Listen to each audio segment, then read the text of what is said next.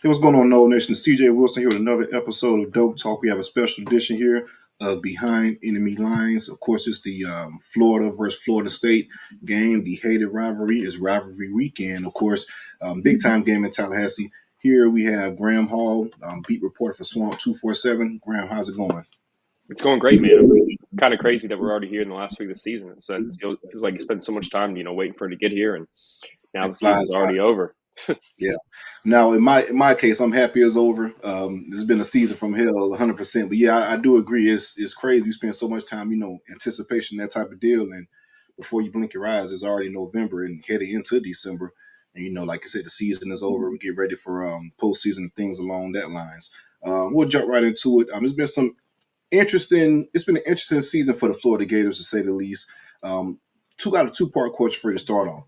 So at first, there was rumors that Billy Napier could be fired at some point during the season after a couple losses and things like that. First, how true were those rumors of it actually happened? And I guess what went into the decision of Scott Strickland and others to go ahead and ask that and have faith and put the statement out to keep Billy Napier for another year? Yeah, it definitely was a valid belief that Billy Napier would be a guy who'd be the first head coach fired, and certainly as that first month of the season went on, the way that they lost to Miami and Texas A&M, two losses that have aged a little bit better based on how those teams have played here throughout this season. There was a belief that Florida would pull the plug a little bit early on Billy Napier, go after a big name head coach. That didn't come to fruition. Florida certainly made some improvements. They were able to get wins over UCF, Mississippi State, Kentucky. But those weren't, big time wins. They were still kind of missing a validating win in the Billy Napier era. And regardless of that, with DJ Lagway, how he has been able to play and elevate Florida's offense, the defense was making strides in weeks to come. And I think most importantly, Florida's locker room didn't splinter. They didn't have opt outs in this era of college football. It's never been easier for a player to kind of quit on their team after the first month of the season when things don't go according to plan. Younger guys can opt out after 4 games and preserve that red shirt and start looking elsewhere. And that didn't happen at Florida, even when the results weren't desirable. And I think it speaks to the culture that Billy Napier has created in Gainesville, how likable he is behind closed doors, how much they want to play for him. And not losing the locker room, I think, was a huge reason why you saw Florida athletic director put out that statement. Scott Strickland put out that statement regarding Billy Napier's future, kind of clearing the air on whether he would be out or return in 2025. Not losing the locker room, the amount of young players that they want to bring back in Gainesville next year, I think made it so that the rewards outweighed the risk of bringing him back. And while they didn't really immediately validate that when they went out there to Texas and suffered a 32-point loss, which was the biggest loss in the Billy Napier era, the last 2 weeks, they've certainly turned things around, got a pair of wins over ranked opponents. And the big reason I think that, and maybe some people didn't really realize this. I know that, as a guy who follows recruiting like yourself, you understand that negative recruiting is prolific behind the scenes, and Florida had never been easier to negatively recruit with all the speculation surrounding Billy Napier. The class was sitting outside the top 50. Once you saw that statement put out where it kind of eased concerns that a guy would commit to a head coach who wouldn't be there in a matter of weeks, it really saw them pick up steam on the recruiting trail. And DJ Lagway is obviously a guy that a lot of people want to come and play with in Gainesville. And the combination of those factors has Florida kind of cooking right now on the recruiting trail. So it's pretty impressive how quickly the narrative can shift here. And that's certainly been the case in Florida for the past 3 weeks. But there definitely was a time where it looked like losses to Texas A&M, Miami as well, could spell the end of Billy Napier's tenure. Even that loss at Tennessee, losing in overtime, just the way it happened, where coaching mistakes kind of were Florida's undoing in a sense here. It felt like that, everything that we gathered, that there was a realistic possibility that the very next day after some of those games that Florida could part ways with Billy Napier. And like I said, much has changed in the time since. Yeah, definitely. Much has changed. He's done a great job of, like I said, keeping that locker room together. And the guys, they play hard. Those guys play tough and fight for a Billy. And I think, like you said, speaking of the quarterback, once that kind of became official, things really changed. To speak about DJ Lagway and what he brings to the table for the Florida Gators. Yeah, I mean, probably the most impressive downfield accuracy I've seen of any quarterback in Gainesville in a long time. I think that, you look at the statistics, he has the highest completion percentage on throws over 20 yards or more this season, not just a freshman, of any quarterback. And I think that when you look at his physical capabilities, obviously they can't maximize his mobility right now, dealing with that grade 2 hamstring strain that he's still kind of easing back from, that he suffered against Georgia. But this is a guy who, he's 6'3", 240 pounds. That's the same measurements pretty much that Tim Tebow had. You're going to think that as he gets older, he's going to be more of a mobile quarterback who it makes it harder to defend against, because he has the ability to throw on the run, get outside the pocket, and hit guys in stride downfield. And you've seen a good bit of that. The Gators were really lacking explosion from an offensive standpoint in the last 2 years under Billy Napier. Is one of the things that was definitely missing. No offense to Graham Mertz whatsoever, but he was kind of, not to use a little bit of cliche here, he was more of a game manager type quarterback where you could find the end zone, but it would often be on a 12, 13 play drive that took up 7 minutes of clock. DJ Lagway is a threat to score on any given play. And that's what makes, I think, Florida's offense so potent in a sense. When the run game is going and you have to account for this quarterback who can strike quickly and capitalize on mistakes, it really makes you dangerous. And it's something that, like I said, Florida has been missing. There's still a lot for, I think, Lagway to improve upon, which is part of why people talk about his significant potential. I mean, he can continue to improve as a game manager quarterback.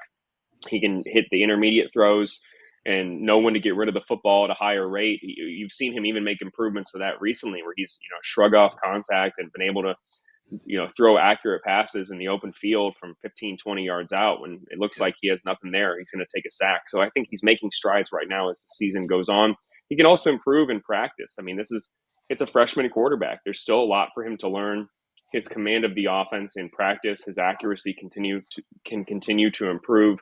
So, but right now he's already a dangerous quarterback with an elite skill set, an impressive arm power, and that makes him dangerous every single time he takes the field. Yeah, I agree with you 100%. You can definitely see the difference, and it's a lot of individual plays that just stand out. You're like, yeah, wow, this kid has it. Let's move on to the running back room. You have Jaden Ball, true freshman, who's doing a hell of a job, and of course, Jacoby Jackson. Let's talk about, and this is after the injury to Montreal Johnson. Let's talk about the running back room and how those guys have been producing as of late for Florida. Yeah, Jaden Ball and Jacoby Jackson were a pair of guys who started the season listed both at third string running back for Florida. Then Montreal Johnson gets injured in fall camp.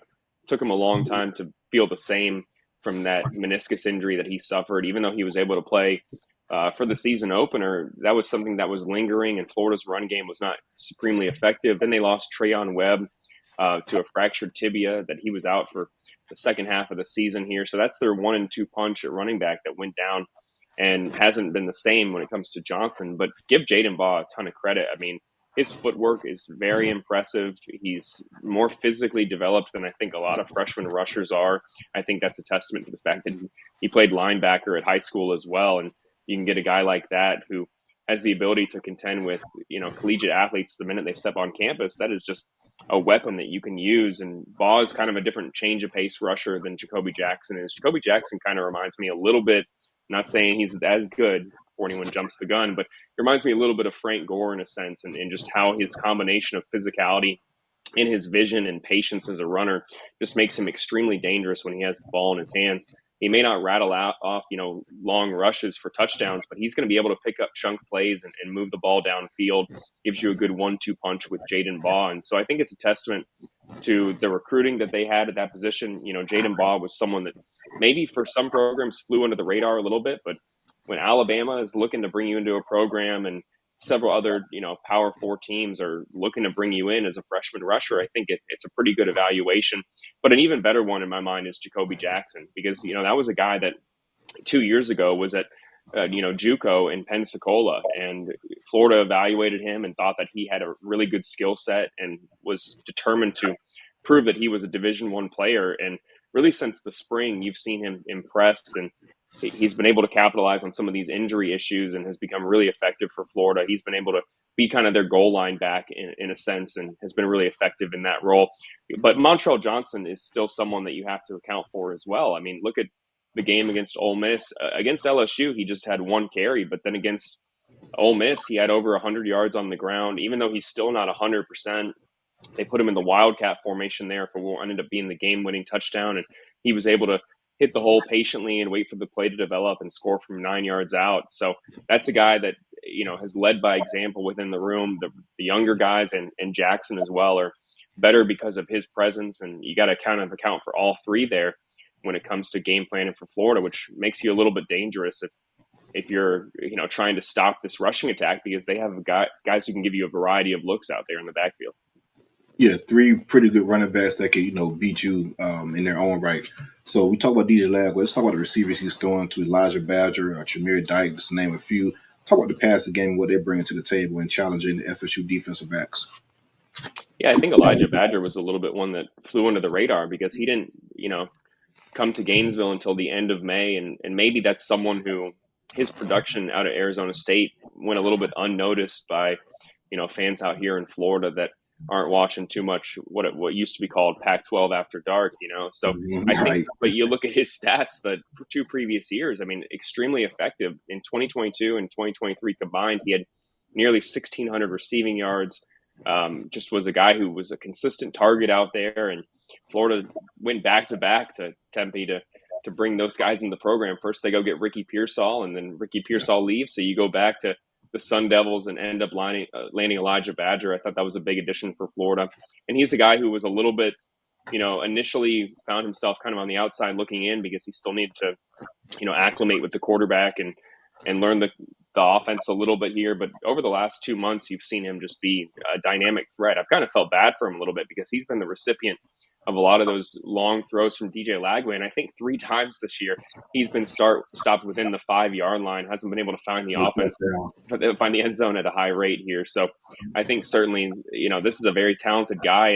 But maybe even more underrated is Shamir Adike. He was at Wisconsin with Graham Mertz, and they had a good rapport, and that led him to come here for his final year of college football. But I think a lot of people didn't expect that he would be this impressive.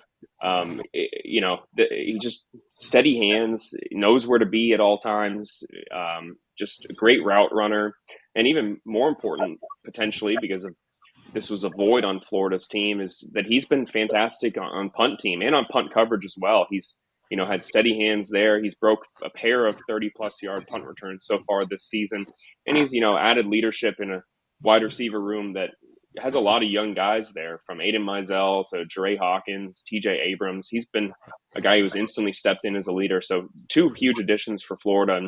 And then, without Eugene Wilson, they're going to look to get some of those younger guys I just mentioned involved. Aiden Mizell is arguably the fastest guy on Florida's roster. He can hit 23 miles per hour. Tank Hawkins is right there with him as well. They're going to use some of the veterans. A handful of targets are going to go to Jaquavion Fraziers and Marcus Burke. So this is a wide receiver room that has, I think, ideal depth. Maybe doesn't have a true number 1 wide receiver right now, but they spread the ball around really well and give guys a lot of reps, which makes it, I think, attractive to want to come to Gainesville and play for Lagway, because as a freshman, even if there's veterans on the roster, you're going to get a chance to step on the field and produce.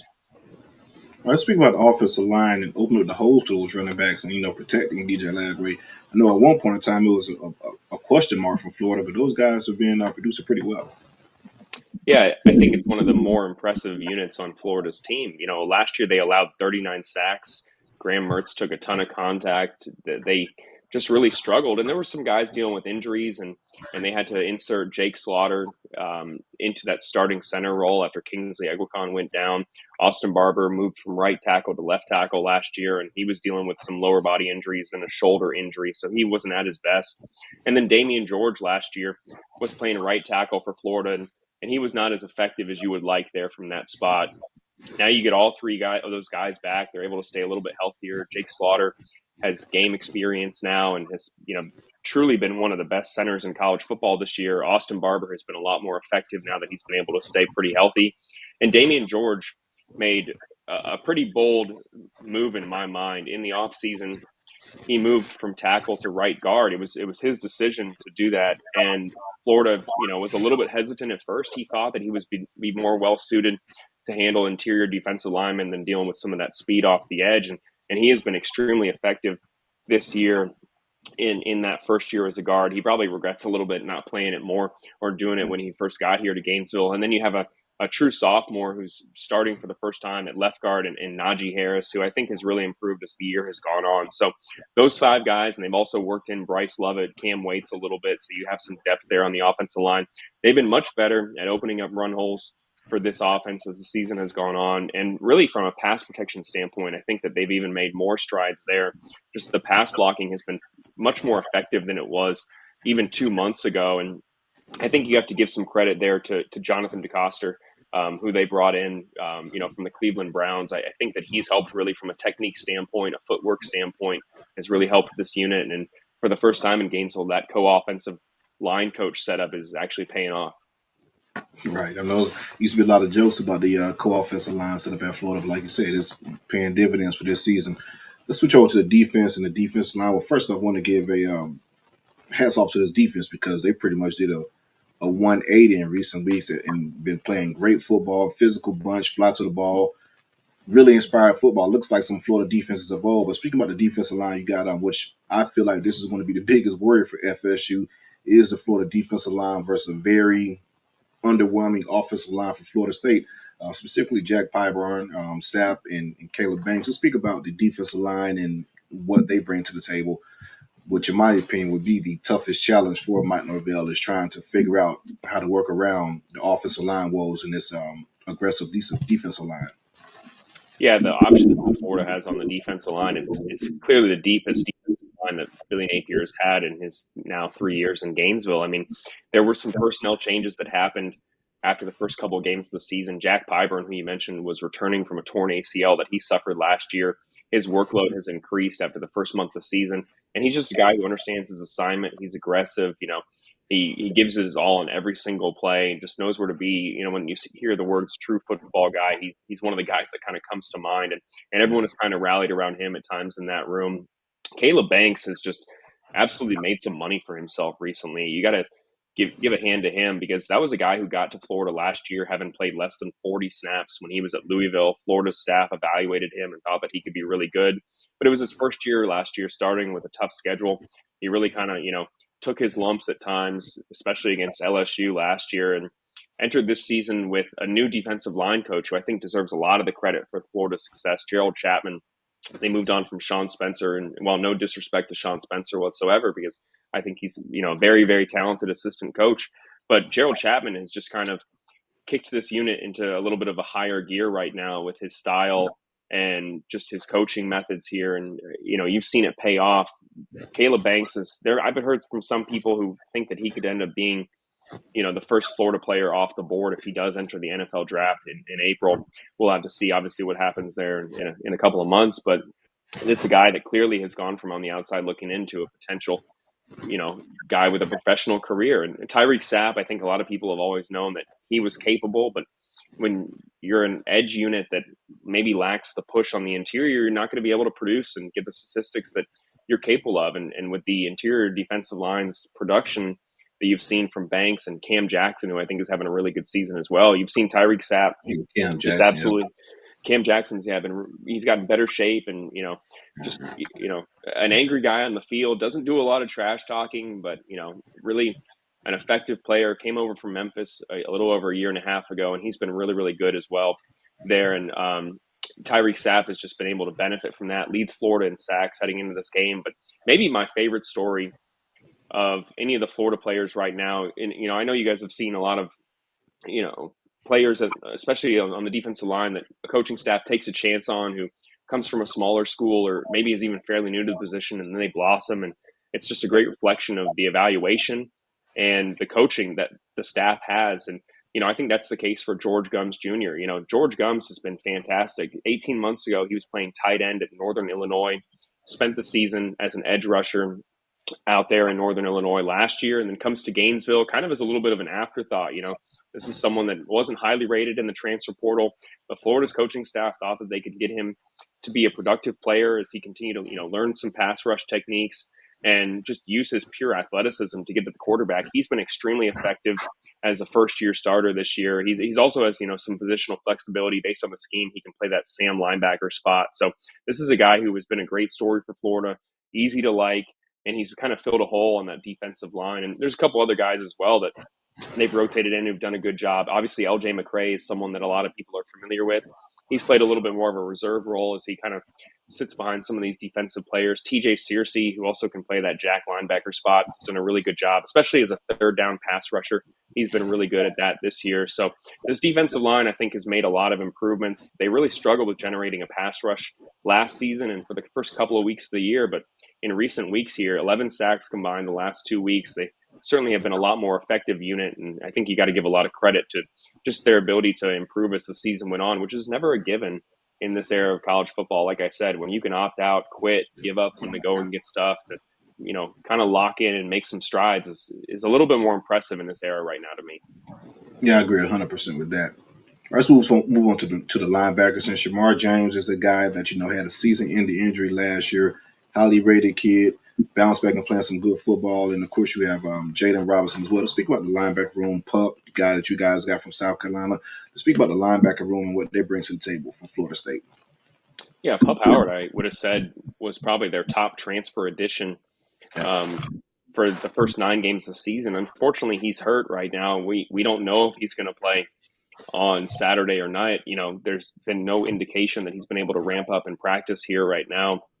It's possible that his season may be over in Gainesville, just missing the last 2 weeks, but he was really effective, especially, with the change of in-helmet communication, him stepping into that Mike linebacker spot and owning that role as a second-year player in Gainesville has been really effective there. And, Shamar James is someone who his first 2 years in Gainesville were really, really good. Obviously, he had that injury at the end of the year last year where he suffered a dislocated kneecap. He returns fully healthy, and he's just been fantastic in my mind. I mean, he was the SEC Defensive Player of the Week against LSU. He was all over the field, led the team in tackles, had a pair of pass breakups, which I think that was one of the things that he was a little bit needed to work on was his pass coverage technique, and he looks like he's made some improvements there, needing to step into that role.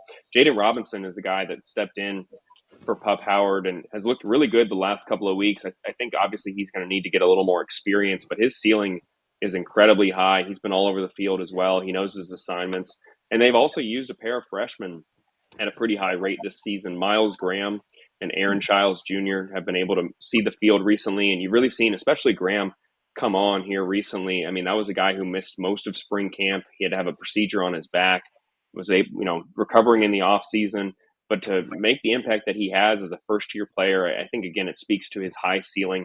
He's certainly, I think, going to be a very similar build to Shamar James. I think they have pretty similar skill levels. Maybe, Miles Graham may even be a little bit better against the run than James is in a sense here. So they feel like, that's 4 underclassmen right there. Obviously, Shamar is a junior right there, but in terms of the games he's played, he, has played less than 24 games in Gainesville. So that's a young unit who I would have said earlier in the first half of the season that they probably were the best defensive unit on Florida's team. And now they've just kind of bolstered that front 7 a little bit and done a really good job. Maybe not the top performing unit right now, but that's due to some injuries and just the way that the rest of Florida's defense is playing. Yeah, tell me about it.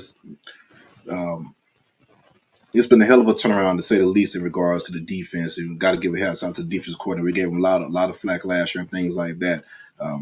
And I think you guys brought in an assistant defensive coordinator as well to help along the lines. So I feel like Billy Napier made the right moves in the offseason to try to bolster that defense. Let's go to the defensive backs. Of course, you have Bridges, Castell, Jason Marshall, Denson out of Jacksonville. Let's talk about the defensive backs and how much of a challenge they'll, provide for a true freshman, Luke Cromahawk, and a not so great receiving core at Florida State. Yeah, that's, I think, probably the more unlikely success story for Florida, because look at the injuries that Florida has suffered in the secondary. Jason Marshall Jr. went down against Kentucky with a dislocated shoulder. He gets ruled out for the season. Devin Moore, who was the other starter at cornerback, goes down against Georgia, and he's been out since then. We don't know if he's going to return on Saturday. I would probably say that odds say that he does not. And then on the first, game of the season, they lost starting safety Asa Turner to a hamstring injury, and he hasn't been able to return. It's just been Jordan Castell of the starters that has remained. And then the most recent one was on the second play of the game against Ole Miss was Aaron Gates, who's just been, an absolutely effective player for Florida at that star nickelback spot. He goes down on the second play of the game, and it looks like they were, testing his ACL, and while we don't know the results of that test just yet, they had to immediately take him to the locker room, and we haven't heard any word. So I would expect Sharif Denson to play the entirety of the game against FSU. But in the time since that all those injuries occurred, the second string guys have really stepped up. I mean, Dijon Johnson suffered an injury of his own against Georgia. He returns, is still kind of dealing with his recovery. But him, Castell, Triquez Bridges, those guys played all 93 snaps against LSU. They were extremely effective. And to be able to do that, I know people have talked about the strength and conditioning program when they talk about, all the injuries Florida has, and they've questioned it. But the ability for Florida to play at a high rate in the second half, you didn't see that second half efforts defensively a year ago. They would kind of fade in games a little bit and not be able to preserve leads and get stops down the stretch. I think that's maybe one of the signs that the strength and conditioning program is working out, is that they have just had some endurance here into the fourth quarter. And I think that the snap counts there in the secondary really attest to that. And Triquez Bridges was a guy who was a little bit of an afterthought for Florida. He comes over from Oregon for his final season of collegiate football. They recruited him at safety, even though he had played at cornerback at Oregon. He learns the safety position and really kind of finds himself on the outside looking in behind Castell and Asa Turner and even DJ Douglas there. But when all those injuries happened, they moved Triquez Bridges to starting safety, and he has just been fantastic in the time since. He's actually Florida's leading tackler, even though he hasn't started the entire season. He leads them in tackles heading into this game. And when they had more injuries happen in the secondary and had to put Bryce Thornton in there, Bryce Thornton, who I thought was really good against Ole Miss, he had those pair of picks of Jackson Dart and kind of sealed the game. They moved Triquez Bridges back from safety to cornerback a couple of weeks ago, and he's been able to, pick up where he left off. Has been really effective and has helped Florida limit some of those explosive plays that were just far too common last year. You haven't seen many coverage lapses, not saying they're non-existent, but to be doing what they're doing with a bunch of guys who were on the bench or rotational pieces to begin the season, I think it's been really impressive. And like I said, it's one of the more success stories here in Gainesville. We talked about coaching changes, but that may be the most impressive one, adding Will Harris. I know Corey Raymond was a guy that is highly regarded in the SEC, especially, if not the entire, Southeast, when it comes to his recruiting and developmental abilities. But moving on from him and hiring Will Harris, who was with the Chargers, to come over has, I think, been massive for Florida. And maybe the most under the radar move was that, the NCAA back in May made that change to allow off the field assistants to have a coaching role. And Florida responded in May by hiring Bea Razul from Bowling Green, who had a lot of success at Bowling Green. He, came in to lead the cornerbacks, and rather than have Will Harris just oversee the entire secondary. And I think that he's done a really good job as well. All right, Glenn, let's go ahead and get into your prediction of this game, the moment everyone's been waiting for. The season ended for FSU. What's your prediction? How do you feel like? I guess what are some things you feel like Florida has to do in order to win the game, and some things you feel like they need to avoid in order to not lose the game? Yeah, I mean, they can't have self-inflicted wounds. I mean, DJ Lagway's a young quarterback. He's, still is maybe even a little bit overly confident at times, and you can pick him off. We've seen him get picked off in a number of games where he's been the starter this year. You have to make sure you continue to protect him. You can't put the ball on the field. You got to make sure that you limit your own mistakes. And if you do that, I think that you can stick to the game plan that has been successful for you the past couple of weeks. But if you have mistakes, if you're Florida, then I kind of guess all bets are off in a sense. If you allow FSU a chance to take advantage of a short field position, or you make a mistake on special teams, which we saw at Georgia, which we saw last year against Arkansas. If you do that, you're going to have some trouble. So if for Florida, it's really not kind of shooting themselves in the foot.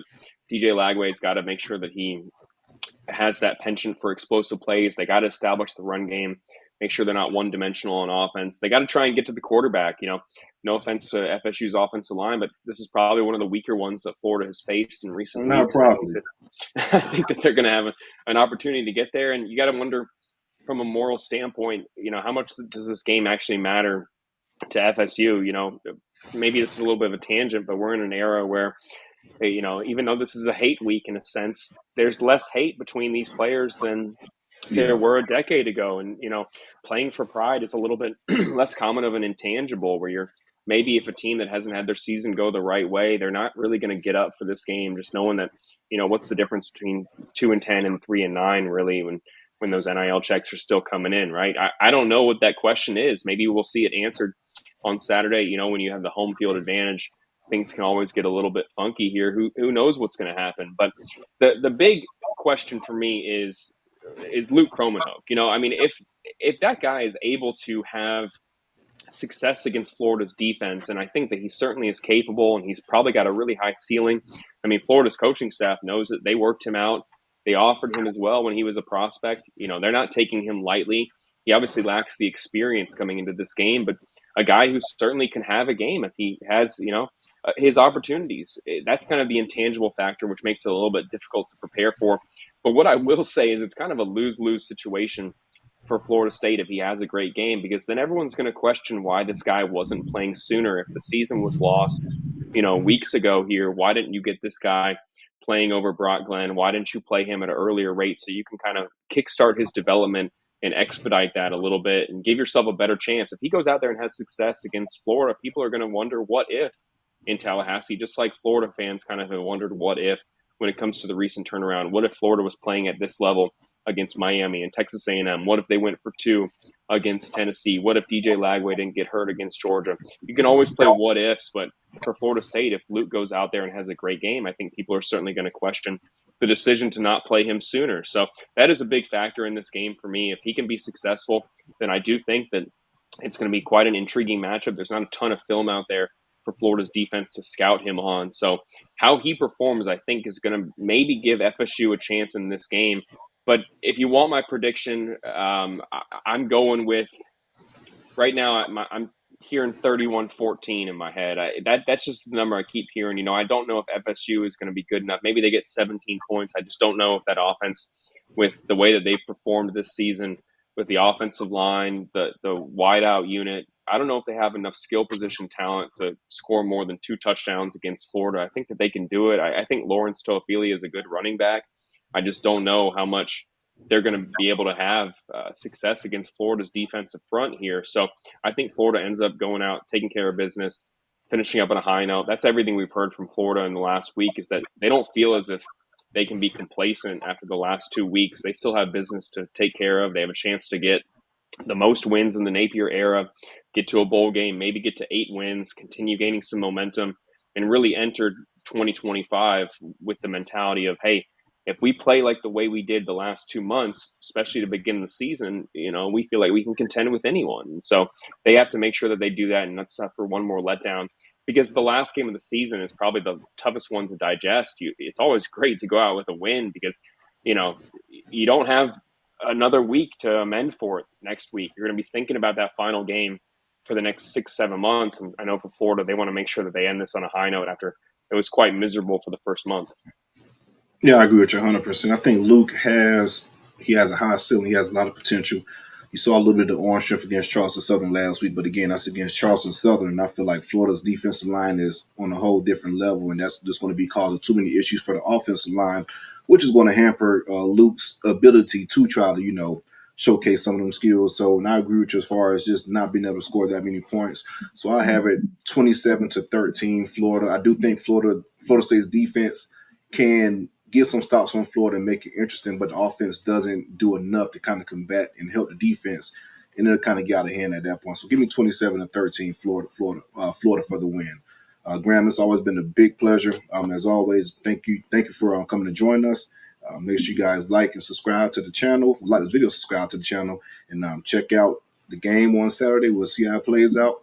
Again, appreciate you. Thank you guys for tuning in.